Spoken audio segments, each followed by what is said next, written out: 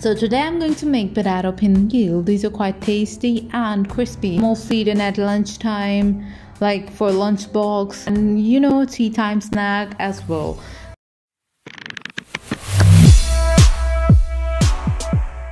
So first of all, I'm going to add half cup of semolina and all-purpose flour about 2 cups. With that, I'm taking salt per taste.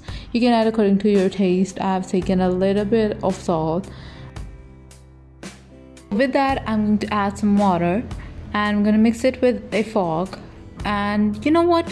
Add water gradually. The amount of water we needed can be poured at once. I was uncomfortable with fork, so I started working with my hand. Add some water gradually and mix it well. Once it turned out to be a dough structure, add some oil on it and knead it well. Kneading will make your dough more smooth. While I'm kneading, why don't you just go and hit the subscribe button. Once you hit the subscribe button, you'll see a bell icon. Hit it as well and you will be updated by my latest videos. Now you can see my kneading is done. Now I'm going to apply some oil on it and gonna place it for like 20 minutes. I'm gonna place a lid on my bowl or a plate and wait for like 20 minutes. In a separate bowl, I've taken 2 tablespoons of purpose flour. I'm gonna add some water in it. I'm gonna mix it quite well so consistency should be quite liquidy. Because my consistency was quite thick, I've added a little bit of more water, and there should be a little bit of chunks of all-purpose flour in it. The chunk should be dissolved properly into our water. Once it's done, now I'm going to take potatoes. I have taken mashed potatoes about 2 cups and added some green chilies.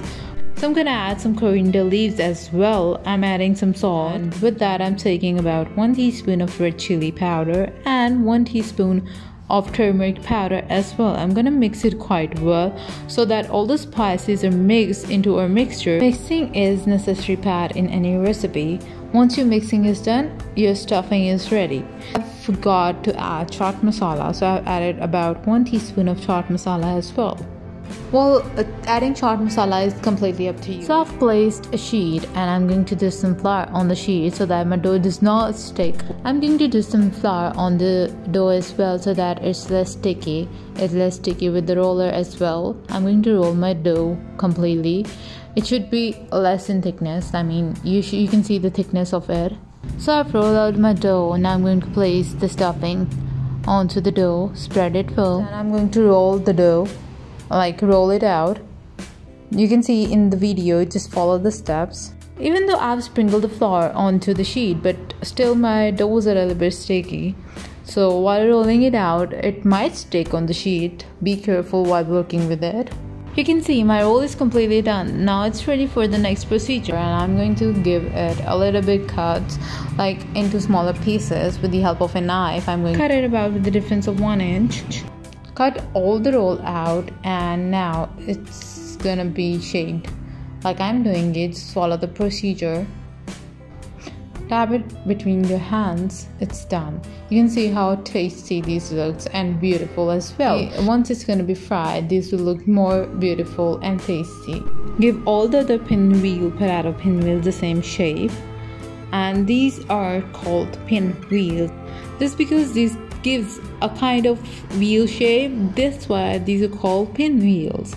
Do the same procedure with every other. Like you can see the way I'm doing it, follow the same procedure. Once all your pinwheels are done, these are going to get into the dip.